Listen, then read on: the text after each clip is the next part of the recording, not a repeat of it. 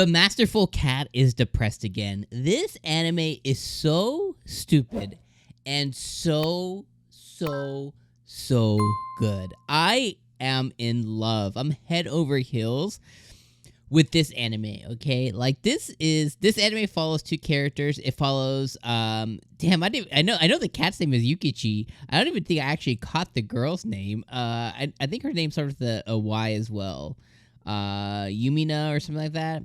It says her name's Saku in the story, but I know her last name starts with a Y too. So we'll just call her Saku because that's what the description says. But basically it follows Saku, who one day brought home a baby cat who was on death's door, essentially. She named him 𝐜𝐴𝐚𝐧𝐽, and he ended up being a ginormous effing cat. But he not only ended up being a ginormous cat, which ginormous cats do exist. Like there's big freaking cats, but he also ends up being able to be very intelligent and be able to understand. He just can't speak, but he has inner thoughts. He's able to do her housework and clean and cook and everything else. And the premise of this anime is just so silly, and I think I fell in love. Like I was already really enjoying the anime. I laughed a few times, but the moment where Saku has to go in and she calls home to let 𝐜𝐴𝐚𝐧𝐽 know, like, hey, I'm going to be really late. Work is crazy today. I don't think I'm going to be home on time. He calls her back, and he clicks her tongue at her. And he just calls her, and he's just like... and she was like, did he just click his tongue at me? And she immediately goes, and she goes in hyper mode.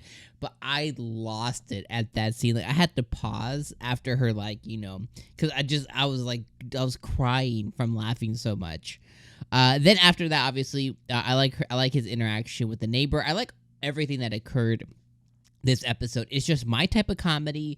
It's my type of dumbness. It's my type of stupidness. It's my type of just disassociate yourself from reality type anime and just enjoy this. And then all in all, the other thing is, it is removed from reality a little bit because of the, it's a cat who has, humanistic tendencies and everything. And that's completely fine. But the other part of it too is that it's an anime based on a girl who's like a full-grown adult, a working adult, and I don't get to enjoy many anime that do that. There has been a recent trend of like the tiny senpai, my older senpai, like anime that takes place in like a job setting that does cover adults, but those ones are very specific because it's trying to depict somebody who looks to be like like a high school girl in an adult role kind of thing. But the thing that they're trying to accomplish there is very different. But even those ones, it's like maybe we've gotten like 3 of those in the past couple of years. So it's just, again, my enjoyment is something that I can really, not put myself in their shoes, but I can really vibe with because, as an old dude, a working adult. That's why I like the other ice. There's another romance anime. It's like the Ice Dude or something. Even though that one was, again, far extended from reality, it took place in a work setting. So I actually really enjoy that as well too. Not having just to always deal with like these high school aged type characters. So I thought that was a really really cool thing too. Now there was one thing I didn't like about this anime, and it's not really the fault of the story, the source material. It's not even truly it's not even truly on the studio itself. It's definitely on the direction and it's on the budget of the studio. And this is one small, very nitpick, but I just want to kind of surface it in case anybody else, notices it and says something in their head or just thinks it. And that is the horrific and horrible 3D animation. The 3D animation rears its head a couple of times. One, when the chief, which is her boss, which is Saku's boss, is driving into work. And he's driving in like an Audi R8, which is like a very fancy Audi. And it's the most horrible 3D PS2 type looking animation ever. And it's just really, really ugly. And then it rears its head again 2 more times. One when she's at work and one when she's on the train. The train one wasn't too bad, but when she's at work, it has like the like the people around her are like all robotic. I was like, yo, how are they gonna draw her in and then have her coworkers and everything be 3D?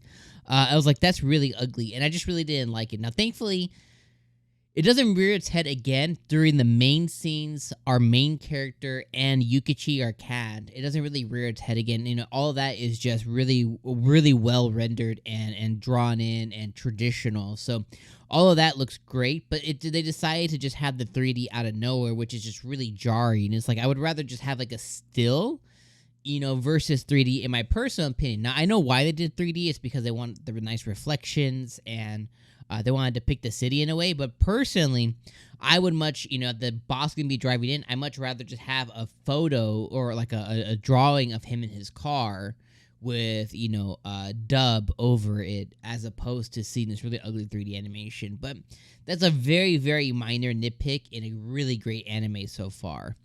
But everything else, like I'm in love with this anime. I think 9 out of 10. I think it came out swinging, and it gave us a real good reason to watch this anime.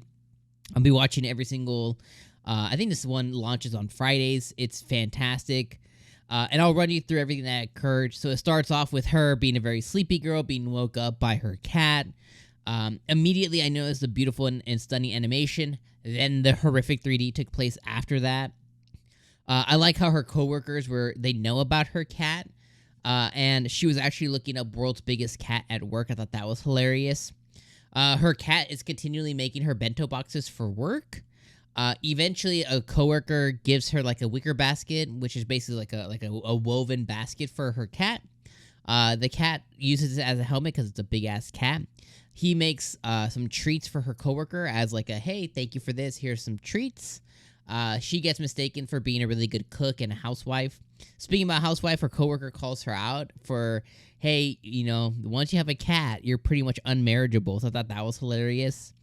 The chief says that he met her cat at some point. And I thought that was hilarious because she's totally freaked out about when that happened. And then I like how the cat is just, you know, casually doing all the housework and everything. And he even goes outside and throws away the trash and stuff and is beloved by her neighbors. Apparently her neighbors have been witnessing him kind of grow up throughout the years. And I think that's really cool. And then we get to see how he was rescued by her as well. And then the end of the episode ends with her having to start a new diet and a new diet menu because she weighed in a little bit over than she should because the cat weighed her on the scale. I like how he held her, weighed himself, he let her go, and then weighed himself again. He just kind of did some simple math, and he was like, yeah, we got to get you on a diet, girl. I thought that was hilarious because she's been definitely indulging in not only the beer, but all the food that he has and extra food. So I thought that was really funny and hilarious as well. So overall, the Masterful Cat's Depressed Again is awesome and funny and hilarious and cute and so unique and so different. And I can't wait to watch more, honestly. So let me know what you guys thought about this episode down in the comments below. Let me know what you think about this anime in the comments. Let me know if it's for you or not, because if it's not for you, it's totally okay.